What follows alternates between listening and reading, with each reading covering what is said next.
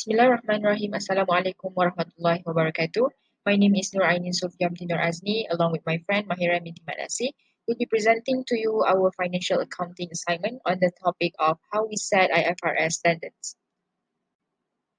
So in this presentation, we will start with the introduction of IFRS Foundation, background of IFRS, which will cover about the relationship between IFRS standards and IFRS Foundation.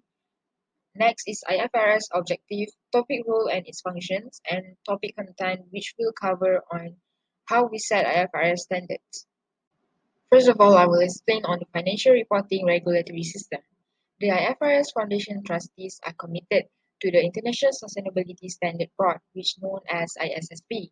They build on the work of existing investor-focused reporting initiative and ultimately becoming the global standard setter for capital market sustainability disclosure.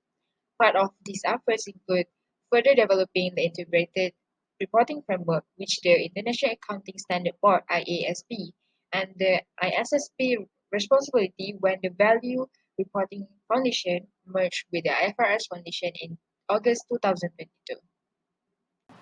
Alright, for the structure of IFRS Foundation, they were divided into three groups, which is the first one is monitoring board. The monitoring board is a group of capital market authorities and provide a formal link between the trustees and the public authorities in order to enhance the public accountability of the IFRS Foundation. And for the second group, which is the trustees of the IFRS Foundation, and these trustees are responsible for the governance and oversight of the International Accounting Standard Board and the International Sustainability Standard Board, along with the constitution and due process for the development of the standard. And the last group is the independent standard setting, which is uh, consists of International Accounting Standard Board and International Sustainability Standard Board. Bismillahirrahmanirrahim. Assalamualaikum. My name is Mahiran, and today I will be presenting the background, which indicate the relationship between IFRS Standard and IFRS Foundation. And for your information, the IFRS Foundation has a highly regarded, inclusive, and transparent due process for developing IFRS Standard. And the due process enables stakeholders all over the world to contribute to and scrutinize the standard setting, and helping us to ensure the best thinking worldwide informs the development of the requirement. And this due process is essential both for developing high quality IFRS standard and for ensuring that stakeholders can be confident that all relevant views have been considered when the standards are developed, and the process built trust, legitimacy, and global acceptance of the standard. And there are three underlying principles of the due process, which is transparency, full and fair consultation, and accountability. Next, the IFRS has developed four main objectives for the institution or constitution, which is through the IASB and the ISSB.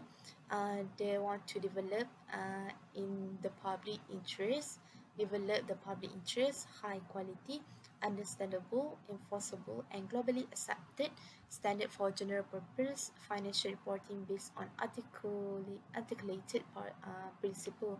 And the second is to promote the use and rigorous application of IFRS standard.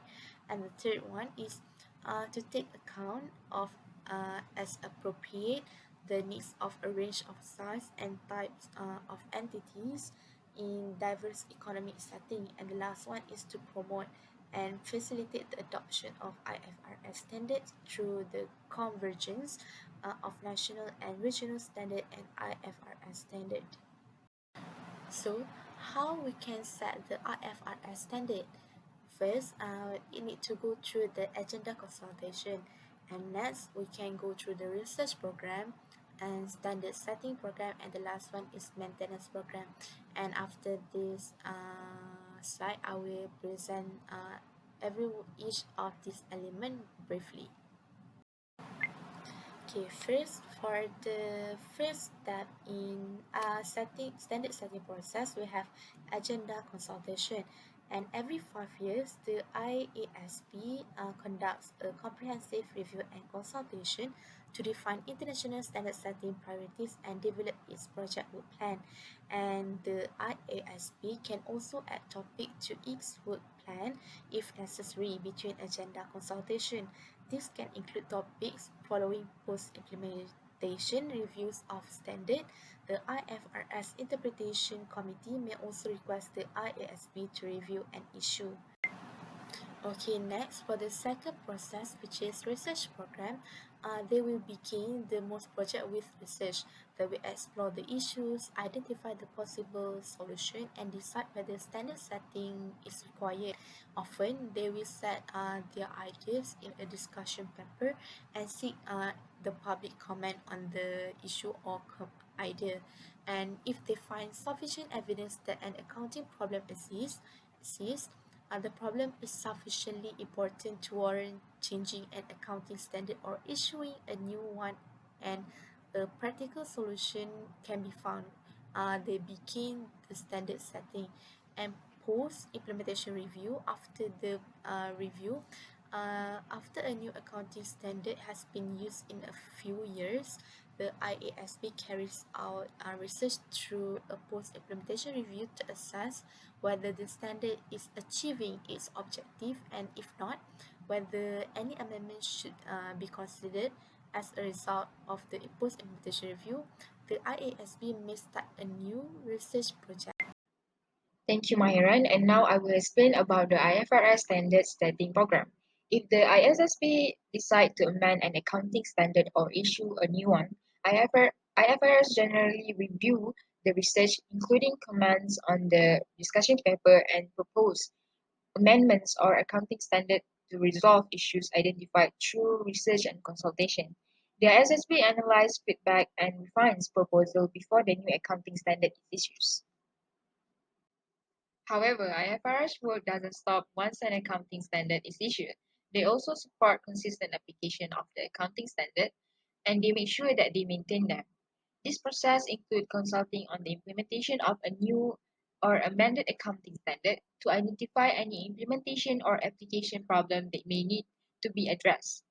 If issues arise, the IFRS Interpretation Committee may decide to create an IFRIC interpretation of the accounting standard or recommend a narrow scope amendment, and such amendment follow the IASB's normal due process. So I will pass to the next presenter, Mahiran.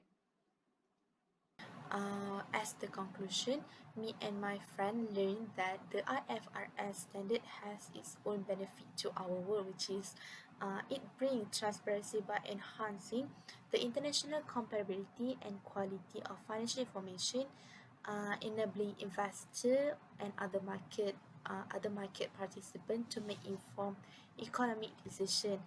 And also it also beneficial to the economy, which is if the accounting standard are converged, it will promote international business and increase the influx of capital in the country. And the second one is beneficial to investor and also beneficial to industry, and it make the accounting standard is more transparency, and it's also cost saving to the people. And I think that's all from me and my friends. Thank you for listening. Assalamualaikum.